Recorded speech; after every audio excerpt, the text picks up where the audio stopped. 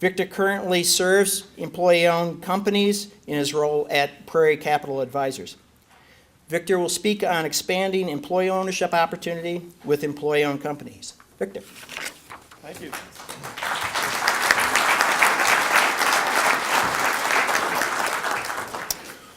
Well, welcome everybody. Good morning. Good morning. Yeah, get a little energy going there. That's good.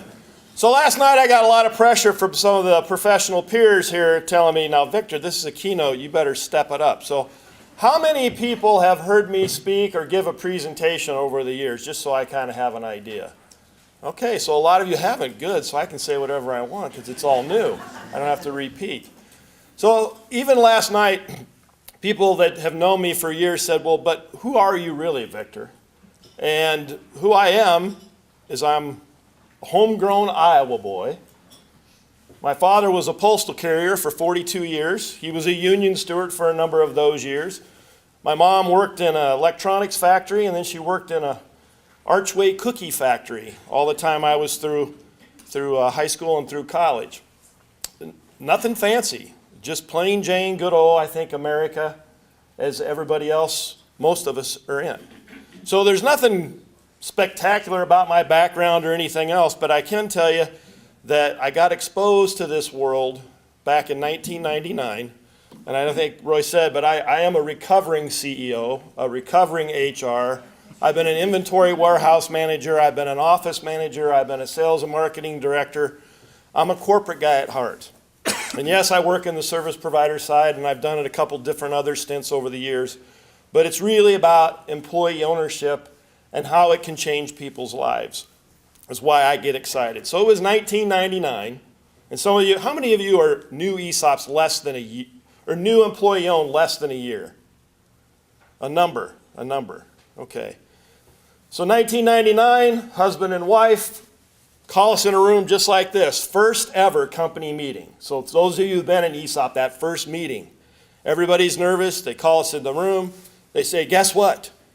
We're employee owned, we're an ESOP, and it lasted about 10 minutes. You know, we had the banker, the attorney, the valuation, and we went back to our job, and that was it. 6 months later, I became the CEO. I'd never heard of an ESOP. I was not involved in the plan design or any of the transactions or any of the financing or any of those things. It was immersion by fire. But it was a really, really cool immersion, and ever since 1999, I've been in this space of employee ownership, and I think it's pretty doggone cool. But a lot of you may not know, I mean, employee ownership's nothing new, right? It's been going on for centuries and centuries all over the world, and even in the U.S. The old ships that used to go across the ocean, you know, people say sharing equity, well, that should be more prevalent. Well, they've been doing it a long time. The ships that used to go across the Atlantic, every person on that ship got equity share when the goods were delivered across the ocean. Everybody, including the captain's mate, the young captain's mate, everybody got a share of the profits when that ship got there. Everybody had a vested interest to make sure that the goods were in good shape, that the ship got across there because they all got a payday at the end of the day. So sharing equity is one component of employee ownership that's been around for a long time. Is it powerful? You heard the senator say it. I was talking to an employee owner here that's been in it 20 years. He said it's a good deal on the equity side. But the challenge is, there is challenges with equity and building that in value, but I think the real challenge for all of this is how do we connect the day-to-day activity of being in an employee-owned company? How does it change my life on a day-to-day basis? Because you get a statement once a year at the end of a cooperative, you get your patronage at the end of the year. You only get that once a year, but it's the day-to-day activity. How does it change my life when I walk in the door in the morning? Because how many of you walk into work every day and go, woohoo! Yeah, okay. I'm glad I'm not alone. I thought maybe that was a risky statement, but I didn't know for sure. But we don't. So this employee ownership, yeah, there's the equity, but then how do we get to the other side? Just a little deviation there. The ESOP or employee ownership world, we're kind of, especially for ESOPs, worker cooperatives have been around longer, but ESOPs, nobody knew what an ESOP was going to be like 20, 25, 30 years down the road. We have arrived. None of the service providers knew. None of us as companies that have been ESOPs that long, nobody knew what it was going to be like to be an ESOP in 20, 25, or 30 years. So we're all learning together this new space. How does it work? What does it mean? And there's a momentum there because there's a lot of businesses that are going to be switching hand, right? A ton.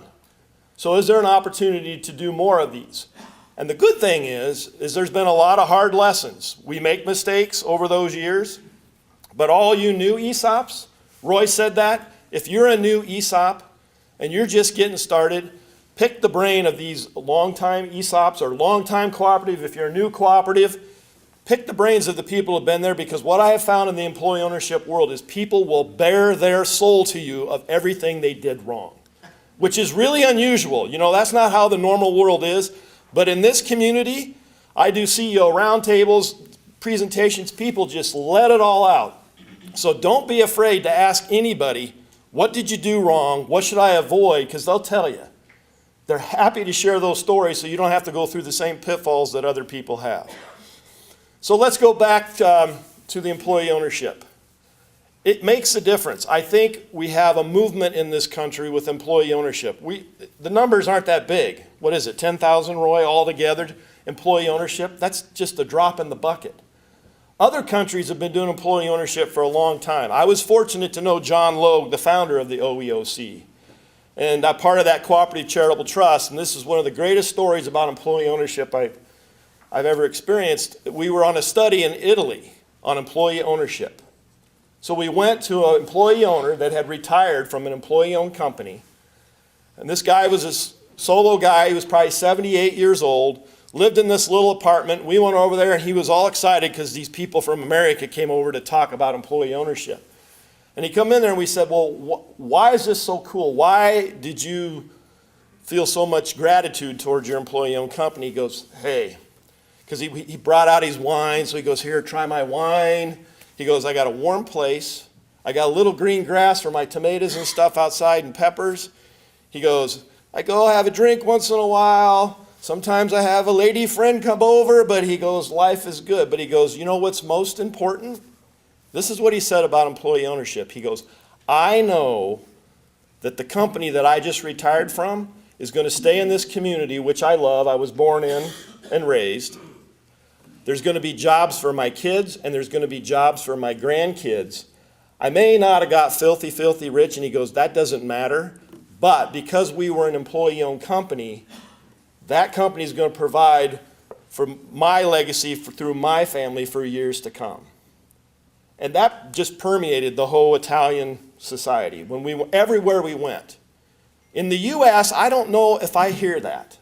I think we're on the cusp of getting to someplace different because we've been doing this long enough. People have seen it, they've experienced it, people are retiring, they're walking away going, this is really cool. But there's something about this society, it's the me society. You know, what's in it for me, doggone it?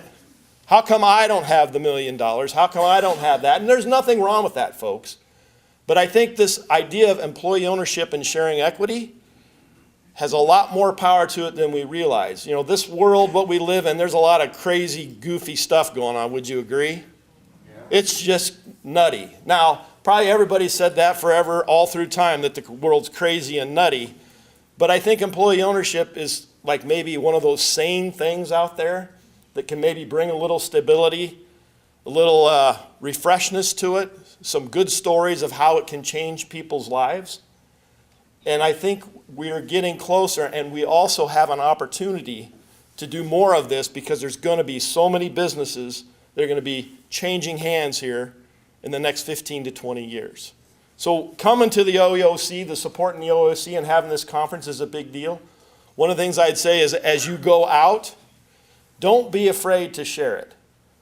Your story of employee ownership, or talking to people, because there's a lot of myths. People don't understand it. Get them to people that know about it, or get them to a conference like this, because it would be great if this room was twice as big or 3 times as big of people filled with employee owners in it, because it can make a difference. So you say, is it going to make a difference for me? Well, if you leave, probably not. You got to stick around, right, to get equity. Just like a founder of a business, they stay in it for 20, 30 years. They sweat, they bleed, that business, and then they get a big chunk at the end.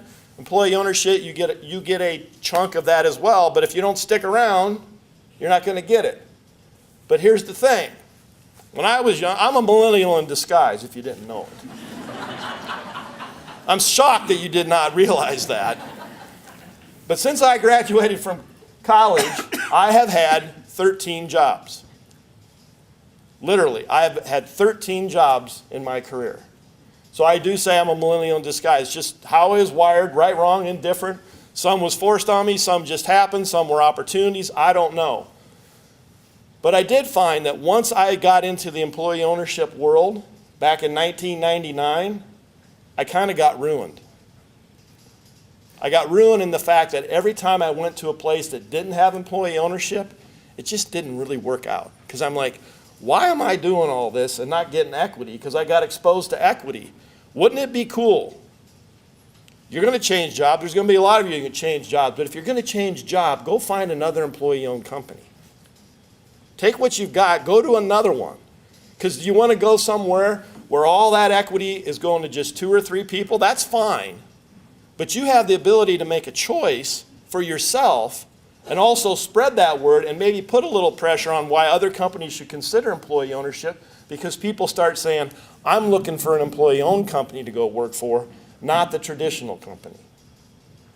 How many of you have actually sought out in your career, if you're willing to raise your hand, that that's why you went to the company was because you were looking for an employee-owned company? Good. But that's only like 3 or 4 hands in the whole audience, folks. I think it's a miss. Now, that's the equity component. Then you say, is it a good company? The culture, right? Because what impacts us most? Day to day, going to work. That's where we spend all of our time, most of us in our lives, is work.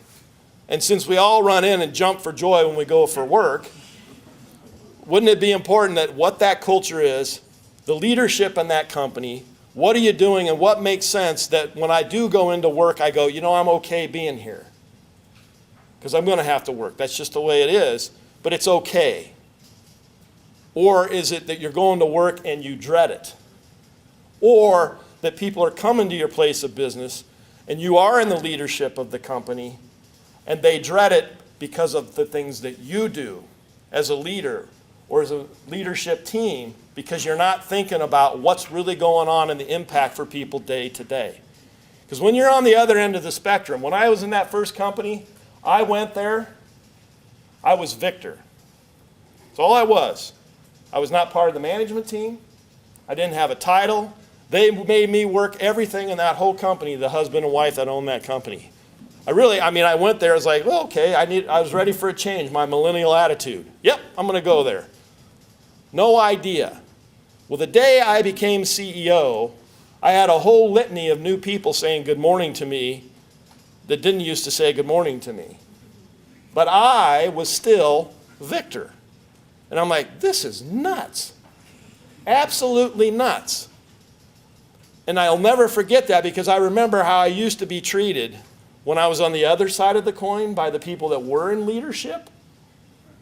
And I'm one of those rebel rousers. I'm like, well, you can just go take a flying jump. Because I didn't worry about looking for a job, because I was that millennial. I go, I don't care. You're going to treat me like that? I'm going to go out the door. So we had a whole change in our culture because it was a top-down culture. It was a closed culture. And then we became an ESOP. Woohoo! Nothing changed. We were going to share equity. Really cool. And that's great when it becomes significant, when the equity becomes significant. And equity, it's significant, is in the eye of the beholder. It might be $1,000, it might be $5, it might be $50. But until it becomes significant, the equity really isn't a big deal till you think it's significant. But what is a big deal is how you come into work every day and how you get treated. So when you talk about employee ownership, when you own something, what does that mean? Anybody. If you own something, what does that mean? You care. You can do whatever you want to with it, right? If you own your house, you can paint pink polka dot purple stripes if that's what you want to do, because it's your house and you own it, right? But in an employee-owned company, you really don't own it. In cooperatives you do, ESOPs you don't, but in businesses, can people just do what they want to do? No. So you say you're an employee owner, which in our heads, it's like, well, I'm an owner. I should be able to do what I need to do. Or I should be able to go to anybody and say, that is crazy, quit doing it. Whether they're the CEO, whether it's the HR manager, whether it's a supervisor, that's what you think, but that's not the reality. But the reality is, how do we start to change that dynamic within employee ownership where we can start to build the freedom to have those kinds of conversations? Because we grow up in a parent-child relationship, correct? You have parents that are there to help take care of you because you are learning life. You're learning all these things about how things work. You go to school, it's a little bit parent-child. By the time you get to college, you're starting to go, this parent-child relationship's a bunch of BS. Those instructors are like, really? You are not that smart. And then you go to workplace, and again, we go to the workplace, and what kind of a relationship do we have in most workplaces, even in employee-owned? It's a parent-child. Do what I tell you to do. Or if you're the kid, give me the allowance, take care of me, that's your job, right? And we have the same stuff going on at work still, but yet we're all adults. Is there an opportunity to do something different there? Absolutely. When can we start talking adult to adult? Would that change things? In an employee-owned company, I think that adult to adult relationship would be really, really important. So where do you start? How do you do those things? Some of you, since a lot of you haven't, it starts with trust, folks. You know, the crazy world we live in, is there trust in our world today? You can't trust anything. So, trust at home. How many times can you violate trust at home with your spouse, significant other? Once. Yeah, maybe once. Wow, that's a heck of a relationship.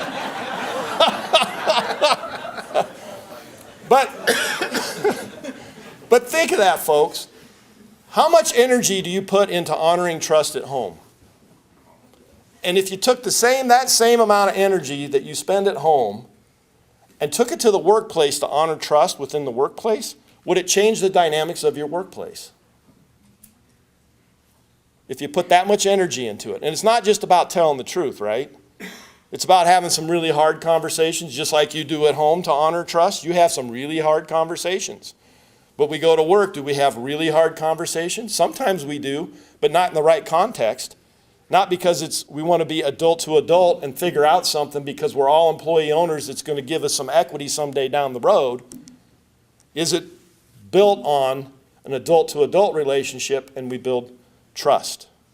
Because organizational trust is one of the number one indicators of ROI, of shareholder return. Organizational trust.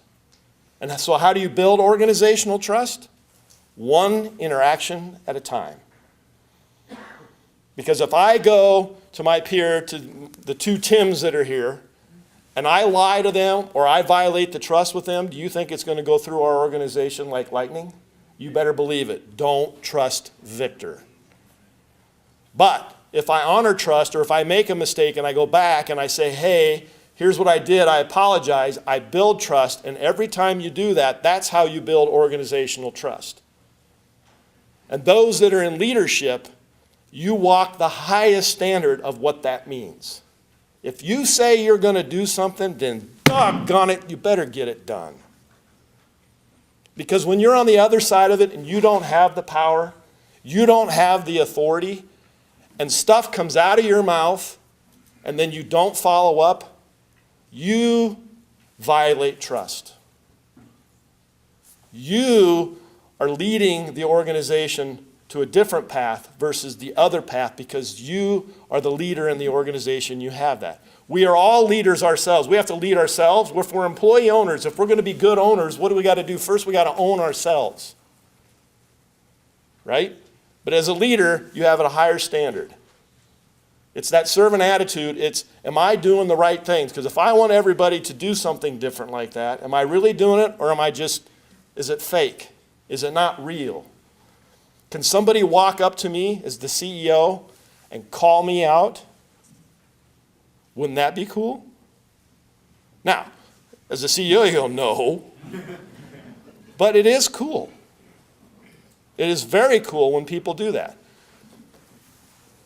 Our ethics back in Owner Revolution was owner. It was a hand, just like this. The people came up with this, not me, not the leadership team. It was owner.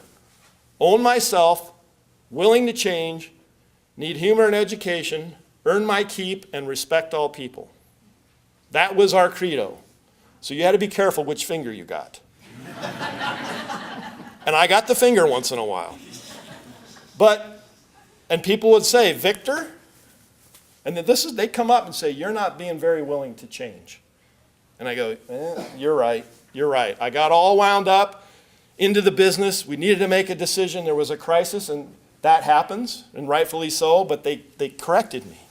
Hey, come back, because you're stonewalling us here, and you're not listening to what everybody's saying.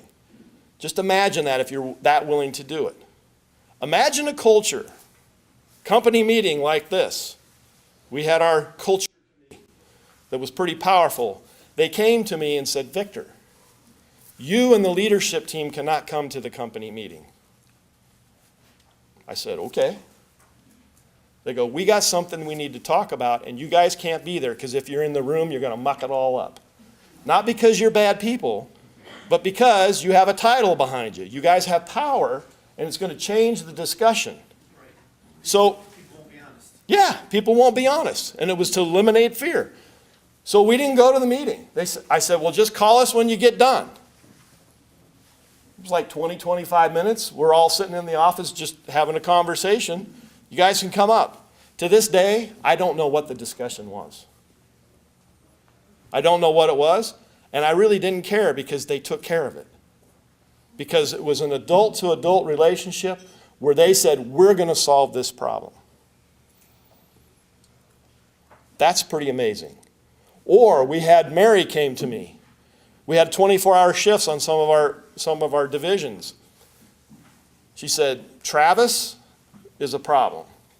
And she knew what I was going to say. The first words out of my mouth, I was like, well, you need to go talk to Kurt. Don't talk to me. And she goes, I know what you're going to say. Go talk to Kurt. Well, I've already talked to Kurt. We let Kurt know, and we're letting you know. They didn't even go to HR. They go, we're going to take care of this. We're going to have a conversation. And as a team, they sat down with this new person, and they dealt with it. All they did was let me know. They let the supervisor know. HR didn't even have to get involved, folks. They sat down and had an adult-to-adult conversation between fellow employee owners and solved it. They fixed it. Whatever they said, it worked because Travis worked there the rest of the time, and he was a great employee. But they took care of the initial conversation. And just imagine, when your peers come to you and say you're not cutting the mustard, is that going to hit you harder than your boss coming to you? It would me, because a lot of times when the boss comes to me, well, you can just turn around and walk away, is what you want to say to them. But when your peers, your fellow team members come to you and say, hey, you're dropping the ball, that's pretty doggone powerful. Now, how do you get there? I think transparency is important.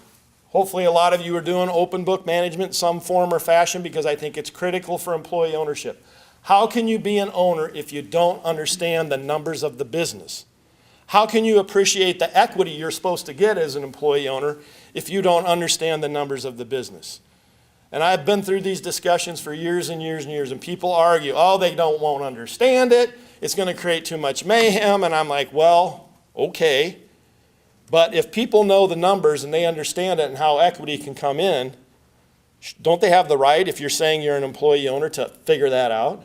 Now, you don't have to bare your soul, and there's 100 ways to do it, folks. But if you're asking people to be employee owners and you're not teaching them the numbers or giving them enough information to really make good decisions, that's a problem. Well, they're going to make a mistake. Has anybody never made a mistake? Good. Good. This is a good audience. Yeah, we make mistakes. We make mistakes. We're human. That's what happens. Can you celebrate mistakes? Does anybody celebrate their mistakes in their company? Joe, can I ask what you do? We'll shout it out and talk about, have that conversation about how they do it differently. Use it as a coaching opportunity. In an open forum or in a team group or whatever, but that's part of your culture. Good for you. Is that powerful? Does that make you want to feel like an owner when you can openly raise your hand high? Now, is that scary? Sure. Why don't people raise their hand high? Well, there might be a lack of trust. Fear, I might lose my job. But when do we learn the most? When we make a mistake. But in the traditional organizations, we bury our heads in the sands, we walk away, we shove it under the rug, we don't want anybody to know versus get it out, just like what Joe's doing. And let's do learn sharing from everybody. What did we learn from the mistake? Now, obviously, our philosophy was, now if you make the same mistake 3 times in a row, you might be going to the HR office. You know, let's be real. We are human, but there's limits, right? But we all agreed. Everybody said, yeah, 3 times, yeah, that's good. But mistakes are going to be made. So you say, how far can you take employee ownership? How far can it go? It's up to you how far you want to take it.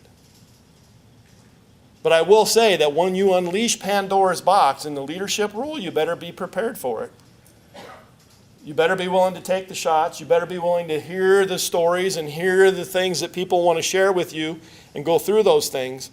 You can't sit back on your laurels. You can't say, oh, we're going to do it, and then not be behind it 120%.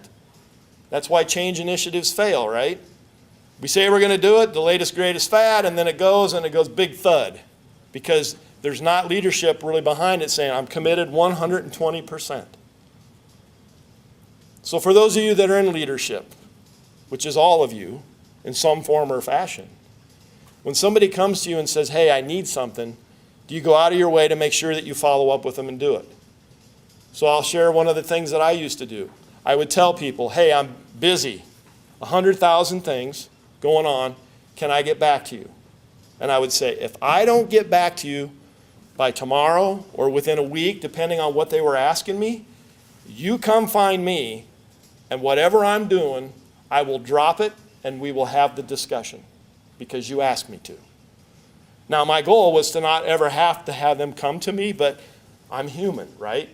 I'm busy. So the few times that happened, they would come back to me. They'd say, hey, we never talked. You haven't followed up with me. Can we talk? And I would stop. I don't care if I was in the middle of a leadership, whatever it was. I'm like, we'll go right now. Right now.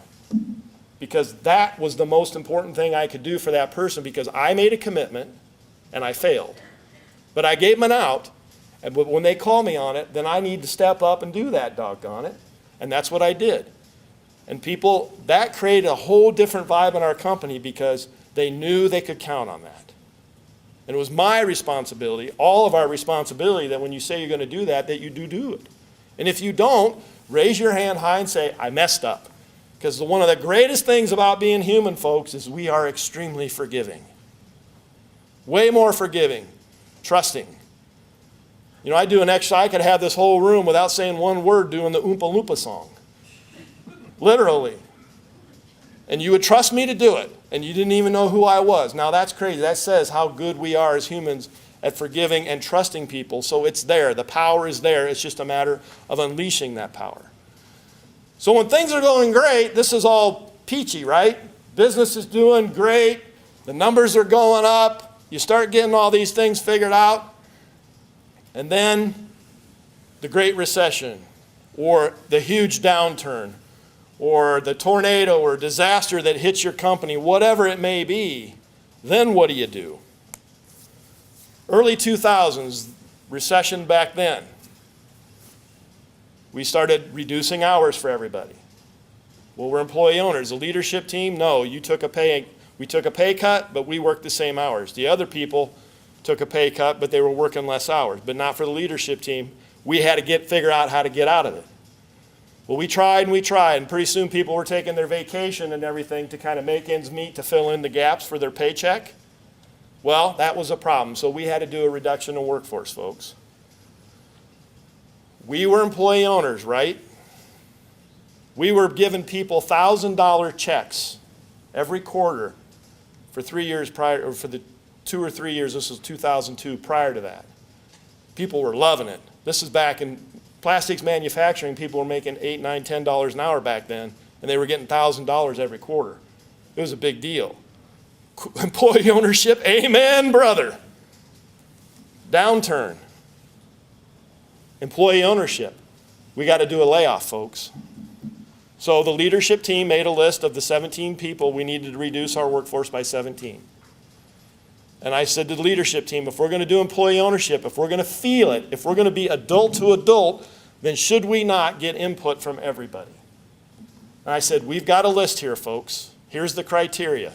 Seniority, versatility, and do they stir up the pot, or do they work? We've got 17 names on there. We gave a list of all employees, including myself, to everybody. I said, it's up to you if you want to do this. But we're asking for your input. Your input. You're not going to make the decision. That falls on us as leadership to make the hard decision, but we're going to ask for input.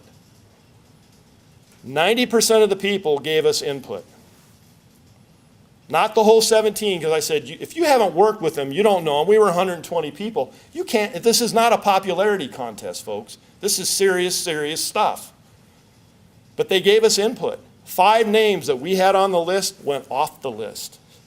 It was clear as day that we were off on those 5 people. And the company said, here are the other people that go on there.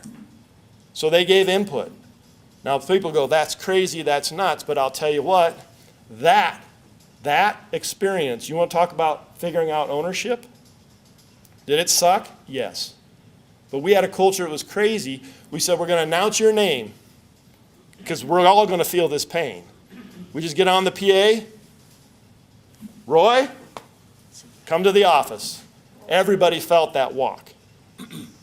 Well, there's nothing to hide because everybody's going to know anyways, and they walk. So we got down to towards the end. Here comes 6 ladies.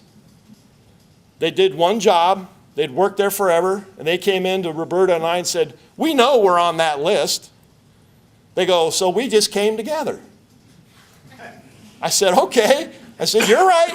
And they go, so we just came together. Can we take the company van? Because we had everything set up for unemployment. We made it as easy as possible. We did not fight it. We did everything possible to make this easy.